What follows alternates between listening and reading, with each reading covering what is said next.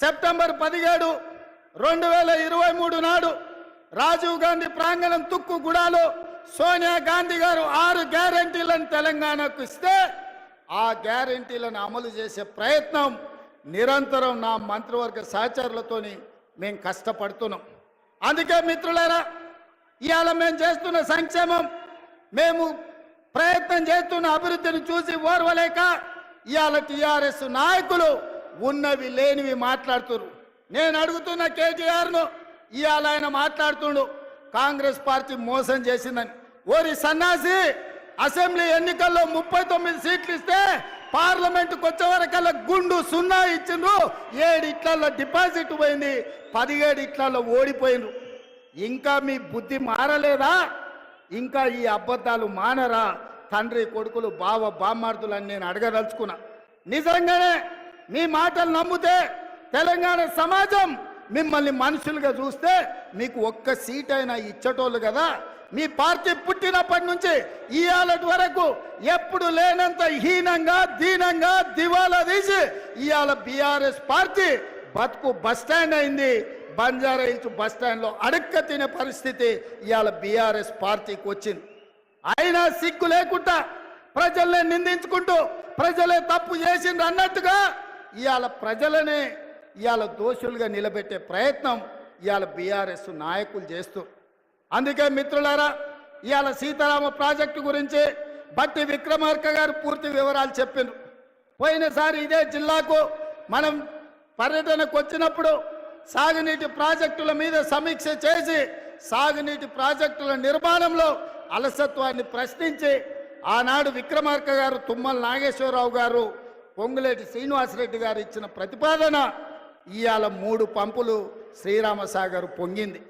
ఇవాళ కృష్ణానది జలాలు కష్టమైనప్పుడు, కృష్ణానది జలాలు కరువు వచ్చినప్పుడు, కృష్ణానది జలాలు నాగార్జున సాగర్ నుంచి ఎస్ఎల్బిసి శ్రీశైలం లెఫ్ట్ బ్యాంకు మీద ఖమ్మం జిల్లాకు నీళ్ళు ఇచ్చేది. మొన్న కరువు వచ్చి నీళ్లు లేక నల్గొండ జిల్లాను కాదని మీ నాయకుడు పొంగులేటి శ్రీనివాసరెడ్డి పాలేరుకు నీళ్లు తీసుకొస్తే ఖమ్మం జిల్లా రైతాంగం నాతోని పంచాయతీకి వచ్చింది. ఇవాళ మన మంత్రులే ఉత్తమ్ రెడ్డి గారు, మన మంత్రులే శ్రీనివాసరెడ్డి గారు. కానీ ఎవరికి వాళ్ళు వాళ్ళ జిల్లాలో వాళ్ళ రైతులకు నీళ్ళు ఇవ్వాలన్న పట్టుదల ఈరోజు మన మధ్యలోనే పోటీ పెరిగే పరిస్థితి వచ్చింది. అందుకే పొంగులేటి శ్రీనివాసరెడ్డి, తుమ్మల నాగేశ్వరరావు గారు, బట్టి విక్రమార్క గారి సూచన మేరకు కృష్ణానది జలాలు ఒకవేళ ఖమ్మం జిల్లాకు పారకపోతే గోదావరి జలాలను తీసుకొచ్చి కృష్ణా కాలువల్లో పారించి ఖమ్మం జిల్లాకు నీళ్ళు ఇవ్వాలన్న ఆలోచన ఖమ్మం సమీక్షలో వస్తే ఇవాళ గోదావరి జలాలను ఇవాళ ఖమ్మం రైతాంగానికి ఇచ్చే ప్రయత్నం చేస్తున్నాం.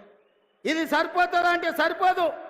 ఇవాళ 18,000 కోట్ల రూపాయలకు అంచనాలు పెంచిండ్రు సీతారామ సాగర్. ఇవాళ సీతారామ సాగర్కు 8,000 కోట్లు ఖర్చు అయింది. ఇంకా 8-10,000 కోట్ల రూపాయలు ఖర్చు పెడితే కానీ పూర్తి కాదు. అందుకే మా ఉత్తమ్ కుమార్ రెడ్డి గారు ఒక మాట చెప్పిండ్రు, 15 ఆగస్టు 2026 లోపల సీతారామ ప్రాజెక్టు పూర్తి చేసి ఖమ్మం జిల్లాలో 7 లక్షల ఎకరాలకు నీళ్లు ఇస్తామని ఏదైతే మా ఉత్తమన్న చెప్పిండో, మళ్ళీ నేను మాట ఇస్తున్న మిత్రులారా, వైరా గడ్డ మీద నుంచి 2026 15 ఆగస్టు లోపల సీతారామ ప్రాజెక్టుకు ఎన్ని వేల కోట్ల రూపాయలు అవసరమైనా నీళ్లను నిధులను వరదలాగా పారించి 7 లక్షల ఎకరాలకు మీకు నీళ్ళిచ్చే బాధ్యత ఈ ప్రభుత్వం తీసుకుంటుంది. అదేవిధంగా మున్నేరు నది మీద గ్రావిటీ ద్వారా మీకు నీళ్లు తెచ్చి మీ ప్రాంతాన్ని తడపాలి. దాదాపుగా 32 టీఎంసీల నీళ్లు ఈరోజు ఇవ్వచ్చు అని చెప్పి పెద్దలు శ్రీనివాసరెడ్డి గారు, మా మిత్రుడు రామదాస్ గారు చెప్తున్నారు. తప్పకుండా మున్నేరు నది నుండి గ్రావిటీ కాలువల ద్వారా మీకు తేగలిగిన నీళ్లను మా సాంకేతిక నిపుణులతో అధికారులతో మాట్లాడి తప్పకుండా మున్నేరు నది మీద నుంచి మీకు నీళ్లు తెచ్చిచ్చే బాధ్యత కాంగ్రెస్ పార్టీ తీసుకుంటుంది. అదేవిధంగా పక్కనే ఉన్న డోర్నకల్ పొంగులేటి శ్రీనివాసరెడ్డి గారు ఖమ్మం జిల్లా అయినా వారు వరంగల్ ఇన్ఛార్జ్. అందుకే సీతారామ సాగర్ మీద కెనాళ్లు కట్టిండ్రు కానీ రిజర్వాయర్లు కట్టలేదు. కురివి వీరభద్రుడి సాక్షిగా డోర్నకల్ ప్రాంతానికి 15 టీఎంసీల రిజర్వాయర్ కడితే ఆ ప్రాంతానికి కూడా నీళ్లు వస్తాయని వారు సూచన చెప్పి చేస్తున్నారు. తప్పకుండా వీరభద్రుడి పేరు మీద సాధ్యాలను పరిశీలించి 15 టీఎంసీల రిజర్వాయర్ను నిర్మించడానికి అవసరమైన ప్రణాళికలను రచించడానికి మా పెద్దలు ఉత్తమన్న గారికి నేను విజ్ఞప్తి చేస్తున్నా. మిత్రులారా, నేను ఇవాళ ఒకటే మాట చెప్పదలుచుకున్నా. ఇన్ని వేలాది మంది ఇన్ని గంటలైనా వైరాలో వచ్చి కూర్చొని కాంగ్రెస్ను ఆశీర్వదించడానికి వచ్చినందుకు మీకు అభినందనలు తెలియజేస్తూ ఆర్టీసీలో ఉచిత ప్రయాణం ఇచ్చిన రాజీవ్ ఆరోగ్యశ్రీ అమలు చేసిన ప్రతి పేదవాడి ఇంటికి 200 యూనిట్లు ఉచిత కరెంట్ ఇచ్చిన ప్రతి పేదవాడికి ఇందిరమ్మ ఇల్లు ఇచ్చిన ఈనాడు రైతు రుణమాఫీ 31,000 కోట్ల రూపాయలు చేసిన ఇవన్నీ సోనియా గాంధీ గారు ఇచ్చిన గ్యారంటీలు. ఈ గ్యారంటీలను అమలు చేసే బాధ్యత నాది.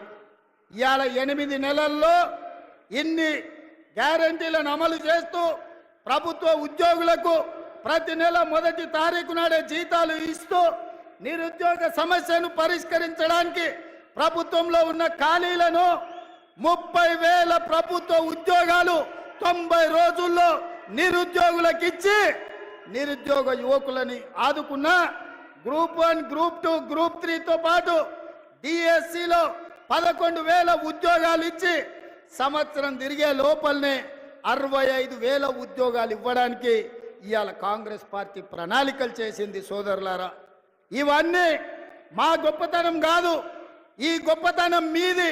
ఈ ఖమ్మం జిల్లా 2014లో టిఆర్ఎస్ ఒకటే సీట్ ఇచ్చింది, 2018లో ఒకటే సీట్ ఇచ్చింది, 2023లో ఒకటే సీట్ ఇచ్చినా ఆ మిత్రులు